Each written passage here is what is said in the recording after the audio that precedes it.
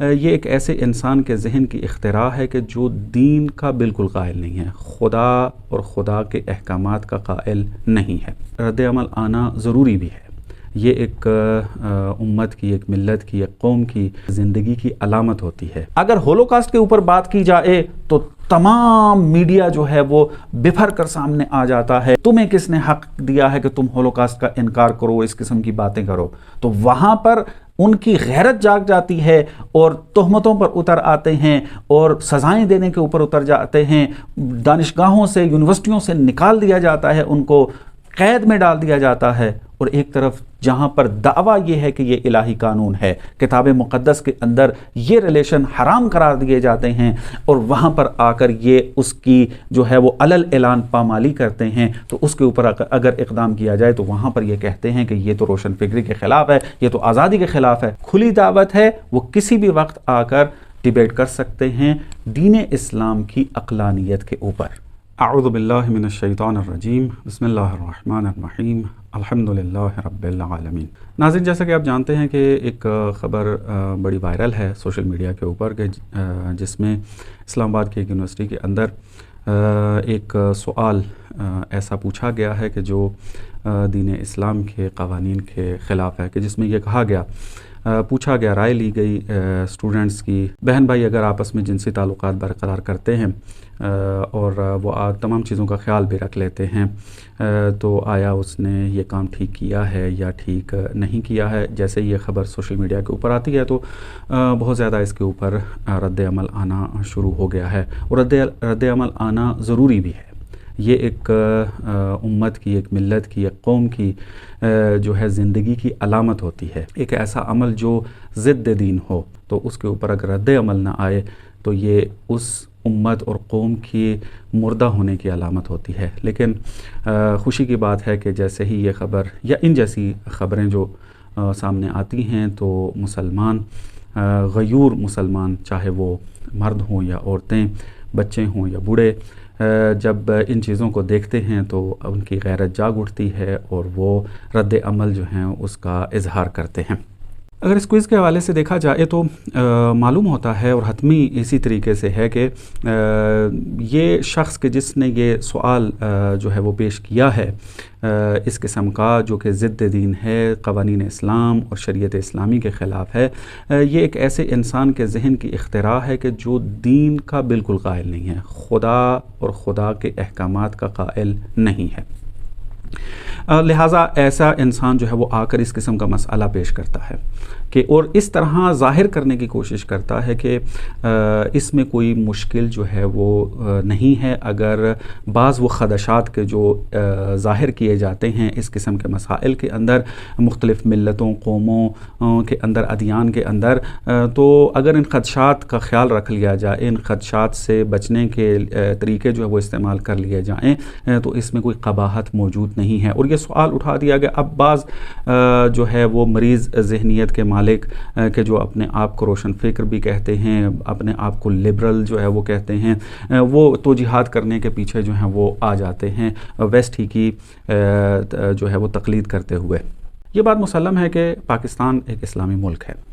اس کے اندر اسلامی قوانین جو ہیں وہ ان کی حاکمیت ہونا ضروری ہے۔ پاکستان کو جو آزاد کیا گیا اور اس کے اندر جو شعار دیا گیا وہ اسلامی کا تھا کہ ہم ایک ایسا ملک چاہتے ہیں کہ جہاں پر ہم آزادی کے ساتھ اسلام کے مطابق زندگی گزار سکیں، اسلامی شریعت پر عمل کر سکیں، اسلامی قوانین کا خیال رکھ سکیں، اس کو اجرا کر سکیں۔ تو پاکستان کے اندر پھر اسلام کی حاکمیت ہونی چاہیے، اور جو بھی اسلام کے خلاف حکم نکلے، قانون نکلے، اس کے خلاف جو ہے وہ سیاست مدار بھی اپنا رد عمل دکھائیں، عوام بھی اپنا رد عمل دکھاتے رہے ہیں اور دکھانا چاہیے۔ جیسا کہ میں نے پہلے عرض کیا ہے کہ یہ ایک امت، قوم، ملت، اس کی زندگی کی علامت ہے، حیات کی علامت ہوتی ہے۔ یہ اگر اصل ماجرے کی طرف متوجہ ہونا چاہتے ہیں تو یہ ماجرا جو ہے وہ چند صدیوں پہلے شروع ہوا تھا، کہ جہاں پر کلیسا کی حکومت ٹوٹی، چونکہ کلیسا نے دین کا سہارا لے کر بہت سارے ایسے کام کیے ہیں کہ جو نہیں ہونے چاہیے تھے لیکن انجام پائے۔ دین مسیحیت نے بہت سارے دانشوروں کو جو ہے وہ سزائیں دی، بہت سارے نظریات کو جو ہے وہ ابھرنے نہیں دیا، حالانکہ وہ نظریے حق تھے، ان کی تحقیقات تھیں، اور اس قسم کے تفتیش عقائد کیا جانے لگا، اور بہت سارے ظلم ڈھائے کہ جس کی تفصیل کتابوں کے اندر ذکر ہے اور آپ نے کم و بیش مطالعہ کیا ہوگا، والا آپ مطالعہ کر سکتے ہیں جا کر۔ تو جب ان کے ظلم و جور سے تنگ آ جاتے ہیں تو پھر مختلف انقلابات سامنے آتے ہیں، بغاوت شروع ہوتی ہے دین مسیحیت کے خلاف۔ آہستہ آہستہ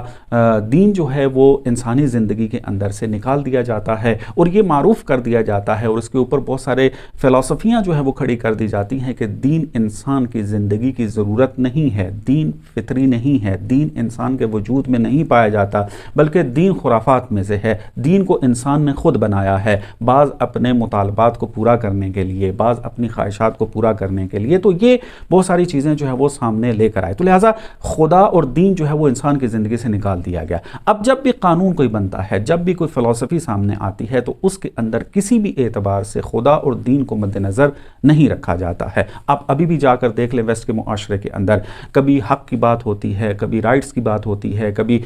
قانون کی اگر بات ہوتی ہے، تو وہاں پر اس بات کو مد نظر نہیں رکھا جاتا کہ خداوند متعال نے ہمارے لیے حق قرار دیا ہے یا نہیں، خدا نے اس کو جائز قرار دیا ہے یا نہیں، اور دین کیا کہتا ہے۔ چونکہ دین اور خدا زندگی سے نکال دیا گیا ہے، اس کو خرافات کا نام دے دیا گیا ہے، تو مختلف باتیں جو ہے وہ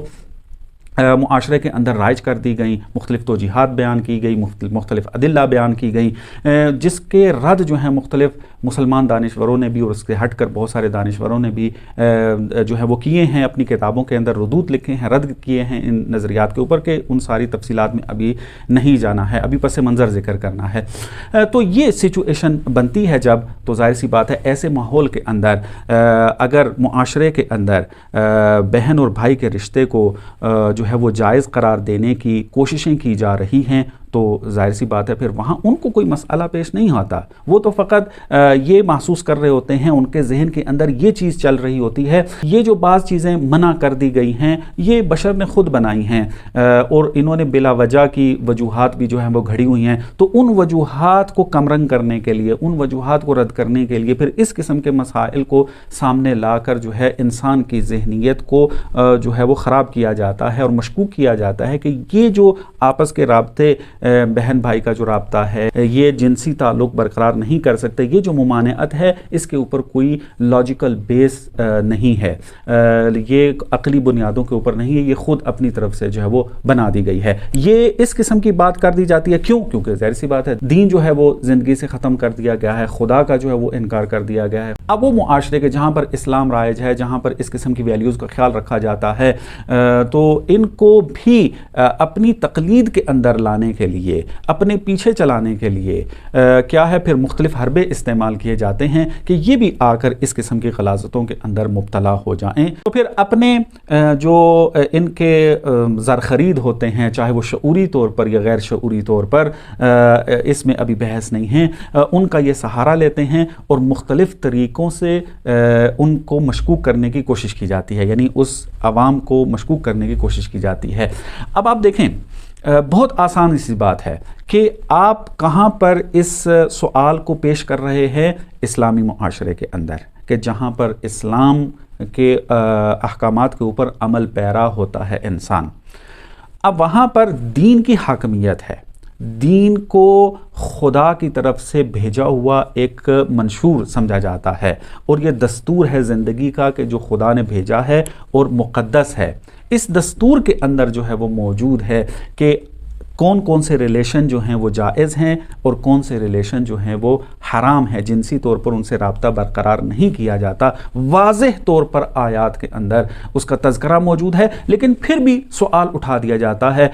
فرض چونکہ ان کا یہ ہے کہ دین جو ہے وہ خرافات میں سے ہے، حالانکہ ایسا نہیں ہے۔ مختلف درسوں کے اندر بیان کیا بھی جا چکا ہے اور مزید بھی انشاءاللہ بیان ہوتا رہے گا کہ دین اسلام جو ہے وہ جس طریقے سے عقلی بنیادوں کے اوپر قائم ہے، کوئی بھی دین اس طریقے سے عقلی بنیادیں نہیں رکھتا ہے۔ دلائل موجود ہیں، بعضوں کی طرف اشارہ کر دیا گیا ہے بعض درسوں کے اندر، لیکن مزید بھی تفصیلات آپ کی خدمت میں جو ہیں وہ بیان کی جاتی رہیں گی۔ تو جب عقل کے ذریعے خدا کو ثابت کیا جا سکتا ہے اور ثابت کیا جا چکا ہے اور اس کے اندر کوئی تردید کی گنجائش نہیں ہے، اور جو بھی تردید کر رہا ہے وہ ان دلائل سے آنکھیں بند کر لیتا ہے، ان کا جواب نہیں دیتا ہے، اور پھر جب خدا کا وجود ثابت ہے اور پھر عقل کے ذریعے ہی نبوت کو ثابت کر دیا جاتا ہے۔ دیکھیں یہ تمام چیزیں جو ہیں وہ تقلیدی نہیں ہیں،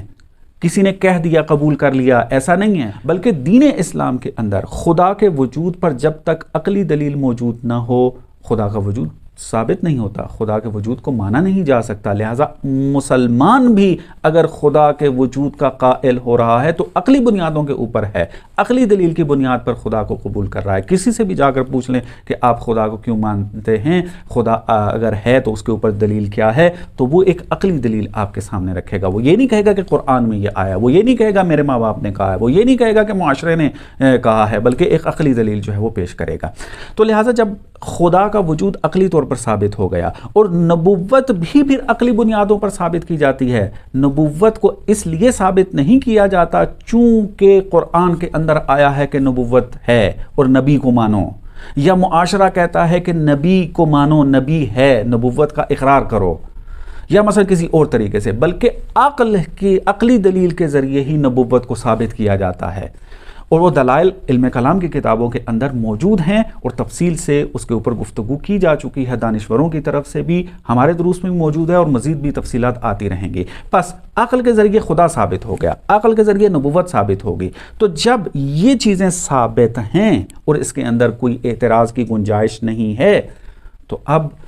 یہ خدا اپنے دین کے ذریعے، اپنے نبی کے ذریعے احکامات کو نازل کرتا ہے، منشور زندگی کو نازل کرتا ہے، دستور زندگی کو بھیجتا ہے ایک نبی کے ذریعے، اور اس کے اندر پھر احکامات بیان کیے جاتے ہیں، کچھ کے اوپر عمل کرنا ہے، کچھ سے رکنا ہے۔ یہ تمام چیزیں جب بیان کر دی جاتی ہیں، اگر ان احکامات کو انسان نہ بھی سمجھ سکے تو چونکہ عقلی بنیاد پر وہ خدا کو بھی ثابت کر چکا ہے، نبی کو بھی ثابت کر چکا ہے، انسان کی عقل ہی اس بات کی گواہی دیتی ہے کہ اب جو کچھ بھی یہ بیان کر دے وہ حق ہے اور حکمت کے مطابق ہے، چونکہ دلیل عقلی نے ثابت کر دیا کہ خالق بھی حکیم ہے اور جس نبی کو بھی بھیج رہا ہے وہ نبی بھی معصوم ہے۔ تو اگر ہمیں بعض احکامات کی علت نہیں پتہ چلتی، اس کا سبب پتہ نہیں چلتا اور اس کی وجہ پتہ نہیں چلتی ہے کہ کیوں یہ روکا گیا ہے، ہمیں کیوں اس کے اوپر عمل کرنے کا حکم دیا گیا ہے، تو ہماری عقل اس بات کا خود بخود اقرار کرتی ہے۔ چونکہ خدا حکیم کو ثابت کیا جا چکا ہے عقل کے ذریعے، چونکہ نبی معصوم کا وجود جو ہے وہ ثابت کر دیا جا چکا ہے عقل کے ذریعے، اب یہی عقل یہ کہتی ہے کہ یہ جو کچھ دے دے اس کو قبول کر لو، وہ حکمت کے مطابق ہے، اس کے اندر تیرا فائدہ ہے، تیری مصلحت ہے اس کے اندر، چونکہ یہ حکمت کے مطابق ہی ہے۔ تو اب جب یہ صراحت کے ساتھ قرآن اور نبی جو ہے یہ بیان کر رہا ہے کہ بھائی بہن کا رشتہ جنسی برقرار نہیں ہو سکتا، بیٹے اور ماں کا جنسی رابطہ جو ہے وہ برقرار نہیں ہو سکتا، اور اس طریقے سے دوسرے حرام رشتے جو ہیں وہ جنسی طور پر برقرار نہیں ہو سکتے ہیں، تو اب یہاں پر سر تسلیم خم ہی کرنا پڑے گا، چونکہ عقل ہماری یہ کہتی ہے، نہ یہ کہ عقل کے بغیر ہم نے آ کر اس بات کو قبول کیا ہے۔ بس یہ ایک جہت تھی کہ ہم عقلی بنیادوں پر دین کے قائل ہیں، خدا کے قائل ہیں اور شریعت کے قائل ہیں اور اس کے احکامات کے اوپر عمل کر رہے ہوتے ہیں۔ دین کا کوئی بھی حکم جو ہے بدون عقل قابل قبول نہیں ہے، جس طرح کہ میں نے بیان کیا ہے۔ ممکن ہے کہ بعض فلسفوں کو، بعض اس کے اہداف کو، بعض اس کی وجوہات کو سمجھ نہ پائیں، لیکن سمجھ نہ پانا اس بات کی دلیل نہیں ہے کہ وہ غلط ہے، چونکہ انسان کی فکر، عقل محدود ہے، اس کا علم محدود ہے، وہ تمام جوانب کو جو ہے وہ اس کو درک نہیں کر سکتا ہے، اس نے حتماً کسی ماہر پر اعتماد کرنا ہے، اور نبی کو عقل نے معصوم ثابت کیا ہے، خدا کے وجود کو بھی عقل نے ثابت کیا ہے، تو لہٰذا یہ عقل ہی پھر گواہی دیتی ہے کہ تمہیں اس کے بتائے ہوئے حکم کے اوپر عمل کرنا ہے، اور یہ عمل جو ہے اور یہ حکم جو ہے وہ حکمت کے مطابق ہے، اس کے مطابق عمل کرو گے تو یہ تمہارا فائدہ ہوگا۔ اب اگر کوئی انسان آ کر یہ کہتا ہے کہ دین خرافات میں سے ہے، دین کے اس بات کے اوپر کوئی عقلی دلیل موجود نہیں ہے، تو بے بنیاد باتیں کر رہا ہے۔ اگر وہ چاہتا ہے ڈیبیٹ کرنے کے لیے، دانشور موجود ہیں، علماء موجود ہیں، پلیٹ فارم موجود ہیں، کھلی دعوت ہے، وہ کسی بھی وقت آ کر ڈیبیٹ کر سکتے ہیں دین اسلام کی عقلانیت کے اوپر۔ بہت سارے مناظرے ہو چکے ہیں، ہو رہے ہیں، کتابیں لکھی جا چکی ہیں، انٹرنیٹ کے اوپر دستیاب ہیں، اب تو ہر چیز جو ہے وہ اویلیبل ہے، ان کو جا کر دیکھا جا سکتا ہے کہ کس طریقے سے اسلام جو ہے وہ عقلانیت اور عقل کے اوپر بنیاد رکھتا ہے۔ دوسری اعتبار سے ہمیشہ جب بھی بات کی جاتی ہے تو ہر ایک یہ شعار دیتا ہے، یہ نعرہ لگاتا ہے کہ قانون کو ویلیو دینی چاہیے، قانون جو ہے اس کو حاکم ہونا چاہیے، جس ملک کے اندر ہیں اس ملک کے قانون کا احترام کیا جانا چاہیے۔ تو پاکستان اسلامی ملک ہے، مسلمان اس کے اندر رہتے ہیں اور وہ آزادی کے ساتھ وہاں پر اسلام کے اوپر عمل کرنا چاہتے ہیں اور عمل کر رہے ہیں اس کے اوپر۔ اب وہاں پر آ کر اسلام کے قانون کے خلاف بات کر دی جائے تو اب وہاں پر حق بنتا ہے مسلمانوں کا اور اسلامی اسٹیٹ کا جو ہے وہ یہ حق بنتا ہے کہ وہ ایسے انسانوں کے خلاف جو ہے وہ اقدام کرے اور ان کو سزا دے، چونکہ یہ قانون کے خلاف جا رہے ہیں۔ کس طرح اگر ایک بشری قانون کے خلاف اگر کوئی جاتا ہے تو اس کی سخت سزا جو ہے وہ رکھ دی جاتی ہے، تو ایک طرف الہی قانون موجود ہے اور اس کی پامالی کر دی جاتی ہے تو اس کا کوئی جو ہے وہ پوچھنے والا نہ ہو، اس کے اوپر رد عمل نہ ہو۔ ایسا نہیں ہے، رد عمل جو ہے وہ ہونا ہے، ہونا چاہیے اور ہوتا رہنا چاہیے۔ اگر یہ رد عمل رک گیا تو دین اسلام کے اوپر یہ ایسی چوٹ لگائیں گے کہ پھر دوبارہ اس کی تلافی کرنا ممکن نہیں ہوگی۔ آپ دیکھیں، اگر ہولوکاسٹ کے اوپر بات کی جائے تو تمام میڈیا جو ہے وہ بفر کر سامنے آ جاتا ہے اور اعتراض کرنا شروع کر دیتا ہے کہ تمہیں کس نے حق دیا ہے کہ تم ہولوکاسٹ کا انکار کرو، اس قسم کی باتیں کرو۔ تو وہاں پر ان کی غیرت جاگ جاتی ہے اور تہمتوں پر اتر آتے ہیں اور سزائیں دینے کے اوپر اتر جاتے ہیں،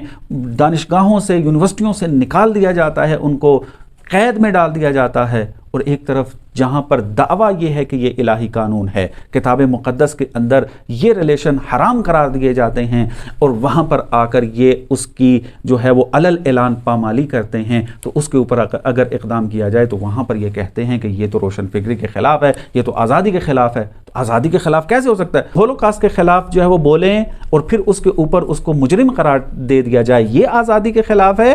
یا